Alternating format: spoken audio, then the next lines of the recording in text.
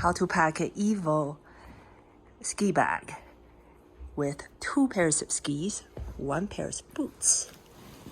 First, pack down the brakes for the skis, rubber band, and I had a Velcro right on the heel piece to lock it.